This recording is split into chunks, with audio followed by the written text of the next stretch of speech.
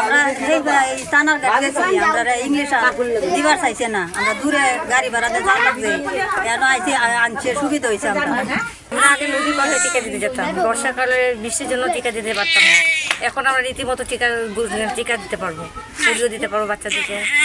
আগে আমাদের দূরের কারণে টিকা দিতে কষ্ট হতো, তাই আমরা যেতে পারতাম না, রীতিমতো টিকা দিতে পারতাম না। এখন আমরা সুবিধা মতো টিকা দিতে পারতেছি, এতে আমরা সবাই খুশি আছি।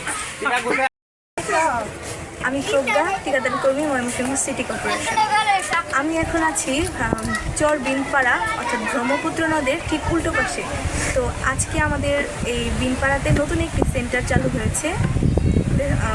বিনপাড়ার যত কিশোরীরা আছে এবং বিনপাড়ার এলাকার মানুষজন মিলে এই সেন্টারটা চালু করার উদ্যোগ নিয়েছে। তো এখানে এসে আমরা যা দেখলাম, এই এত বড় ব্রহ্মপুত্র নদটা পার হয়ে রোদ বৃষ্টি ঝড় কিংবা এই চরটা পুরোটা হেঁটে গর্ভবতী মায়েরা কিংবা ছোট ছোট বাচ্চাদের নিয়ে যখন নদীর ওই পারে টিকা দিতে নিয়ে যাওয়া হয়, দেখা যায় বেশিরভাগ সময় অনেক বাচ্চা বাদ পড়ে যায়, অনেক গর্ভবতী মায়েরা নদীটা পার হয়ে যেতে পারে না।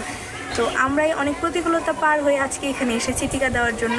আমি নিজে টিকাদান কর্মী হিসেবে চেষ্টা করব নিজের সবটুকু দিয়ে এখানে মানুষদের সহায়তা করার। টিকা কার্ডগুলো দেখে যতটুকু বুঝলাম যে যারা কিশোরী যারা আছে, দেখা যায় 2021 সালে টিকা দিয়েছে, আজ 2026-এ, তারপর তারা ওই নদীটা পার হয়ে এত দূর যাবে, তারা টিকাই দিতে পারেনি। তো এখানে প্রায় 4-5 হাজার জন মানুষের বসবাস। তো তারা এখানে টিকার কেন্দ্র পেয়ে ছোট ছোট শিশুরা এবং কিশোরী এবং গর্ভবতী মায়েরা অনেক উপকৃত।